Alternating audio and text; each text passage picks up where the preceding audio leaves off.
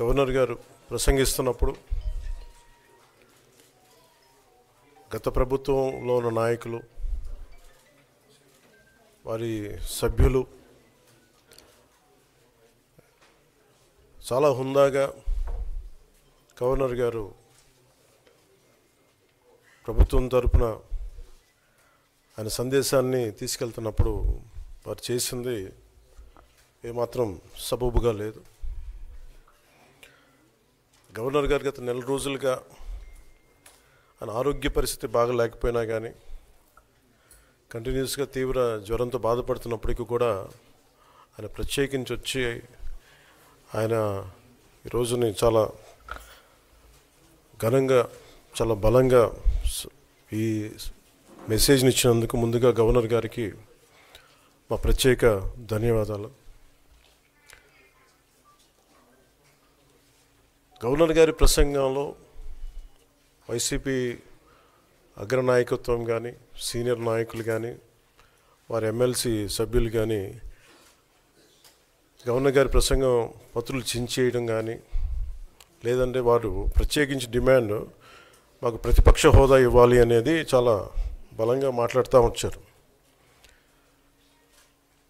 ఇది అడిగితే వచ్చేది కాదు, అది ప్రజలు ఇస్తేనే వస్తుంది.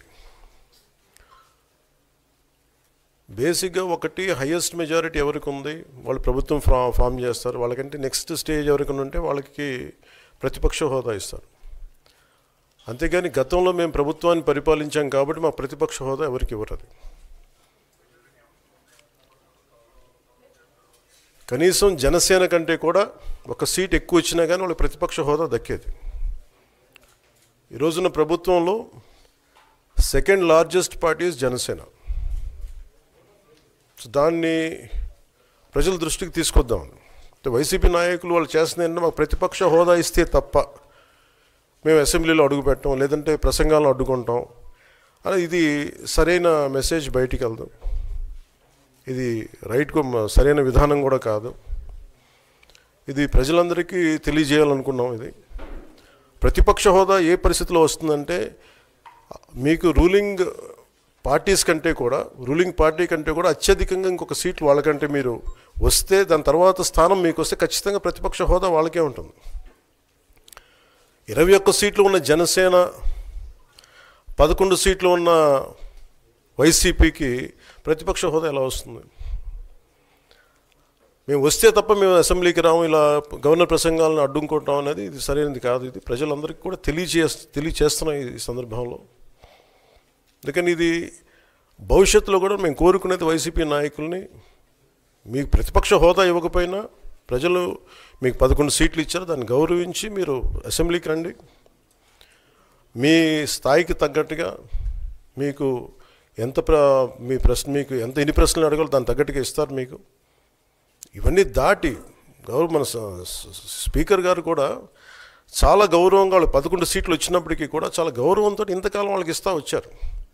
ప్రశ్నోత్తరాల సమయంలో కూడా ఆయనకి ఇచ్చారు. గతంలో కూడా ఇవన్నీ ఆయన రావడానికి కూడా ఆయన ఎలా రావాలి, ఏం చేయాలి, దానికి కూడా చాలా ఏమాత్రం ఇబ్బంది పెట్టకుండా గతంలో కూడా చేశారు. ఫస్ట్ మీరు మనకి గవర్నమెంట్ ఫామ్ అయిన తర్వాత కూడా వీటిని దృష్టిలో పెట్టుకొని వైసీపీ కొంచెం హుందాగా వ్యవహరించాల్సిన అవసరం ఉంది. వైసీపీ నాయకులకు కూడా మీకు బాధ్యత ఉంది. గవర్నర్ గారి ప్రసంగాన్ని మీరు ఆ విధంగా మీరు ప్రశాంతంగా విని దాన్ని వచ్చే జరుగుతున్న సమావేశాల్లో మీరు దాని లోటుపాట్లు మీరు చెప్తే బాగుంటుంది తప్ప ఇలా కూర్చోబెట్టి అరుపులు కేకలు ఇది సమంజసంగా లేదు. అంటే అర్ధాంతరంగా ప్రతిదానికి అసెంబ్లీలోకి రాగానే గొడవ పెట్టుకోవాలి, దేన్నైనా విభేదించాలనేది ఇది చాలా లో లెవెల్ ఆలోచన విధానం, లో లెవెల్ స్ట్రాటజీ. అది ప్లీజ్ మీరు అప్గ్రేడ్ అవ్వండి, మీరు అప్లిఫ్ట్ చేసుకోండి, మీరు కూర్చోబెట్టి డెమోక్రటిక్ ప్రాసెస్కి గౌరవం ఇవ్వండి. మనస్ఫూర్తిగా వైసీపీ నాయకులకి ఇది నా విన్నపం, నా విజ్ఞాపన.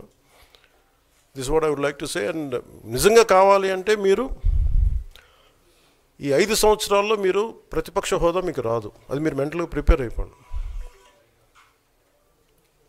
11 సీట్లతోటి మీకు ప్రతిపక్ష హోదా ఇవ్వబడదు, రాదు. ఎందుకంటే ఇట్ ఈస్ చంద్రబాబు గారు, గౌరవ ముఖ్యమంత్రి చంద్రబాబు గారు డిసైడ్ చేసేది కాదు, జనసేన డిసైడ్ చేసేది కాదు. దానికి రూల్స్ ఉన్నాయి, దానికి రెగ్యులేషన్స్ ఉన్నాయి, నామ్స్ ఉన్నాయి. ఉదాహరణకి నేనే ప్రభుత్వం మన కేంద్ర ప్రభుత్వం ఫార్మేషన్కి మేము వెళ్ళినప్పుడు పార్లమెంటరీ లీడర్ని మనం కూర్చున్నప్పుడు ఎన్డీఏ పక్ష నాయకుడు ఎన్నుకోవాలనుకున్నప్పుడు నేను నాయకుల స్థాయిలో నేను కూర్చున్నాను. అదే నేను ఇక్కడ మంత్రిగా ప్రమాణ స్వీకారం చేసేటప్పటికి నన్ను ప్రధానమంత్రి గారి పక్కన నన్ను కూర్చోబెట్టలా. నేను డిప్యూటీ సీఎం అయినప్పటికీ కూడా అది మంత్రి హోదానే కాబట్టి తిరిగి నన్ను మంత్రులందరూ పక్కనే కూర్చోబెట్టారు తప్ప ప్రత్యేకంగా నన్ను అక్కడ కూర్చోబెట్టలేదు. They very specific rules and regulations నడుస్తాయి. ఉదాహరణకి పొద్దున కూడా స్పీకర్ గారు ఎదురొస్తే నేను అసెంబ్లీలోకి అడుగు పెడతా ఉంటే స్పీకర్ గారు ఎదురొచ్చారు. మనకి వచ్చి ఆయన కూడా ఆయనతో పాటు రండి అని వెళ్తుంటే ముందుకు తీసుకెళ్తుంటే నాకు అనిపించింది, సార్ ఇది డిప్యూటీ సీఎంకి ప్రోటోకాల్ ఉండదు, ఓన్లీ ముఖ్యమంత్రి గారు, స్పీకర్, మనకు కౌన్సిల్లో ఉండే చైర్మన్ ఆయనే మీరు చేయాల్సింది తప్ప ఇది మేము ఉండేది కాదని చెప్పి నేనే వెళ్ళిపోయాను. ఎందుకంటే మేమే ప్రోటోకాల్స్ బ్రేక్ ఎందుకు చేయమంటే మాకు లేని ప్రోటోకాల్ మేము అడగం. అలాగే వైసీపీ నాయకత్వం కూడా గుర్తించాల్సింది, ఇది మీకు హోదా ఇవ్వబడదు. ఇది చంద్రబాబు గారు ఆప్ చేస్తేనే కాదు, ఇది ఎవరు ఆప్ చేసింది కాదు, మీకు ప్రజలు మీకు ఇవ్వలేదు. మీకు అది మీరు దృష్టిలో పెట్టుకొని మీరు ప్రవర్తించాల్సింది మనస్ఫూర్తిగా నేను వారిని కోరుకున్నాను. అంతేగాని వారిని ఎక్కడ అవమానం పరచాలని కానీ వారిని తగ్గించాలని కానీ లేదు. 175 సీట్లు కేవలం 11 సీట్లు ఇచ్చారు వాళ్ళకి. ఆ దృష్టిలో పెట్టుకొని ప్రవర్తించవలసిందిగా మనస్ఫూర్తిగా వారికి కోరుకుంటూ మీకు తెలియజేసుకున్నాను. Thank you.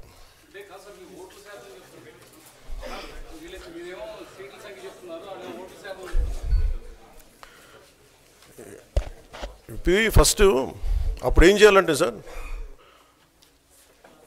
అప్పుడు జర్మనీకి వెళ్ళిపోవాలండి. ఇప్పుడు జర్మనీలో ఏంటంటేనండి, నేను జర్మనీ రిజల్ట్స్ కూడా ఇది వచ్చినాయి చూస్తా ఉన్నాను. ఎలక్షన్స్లో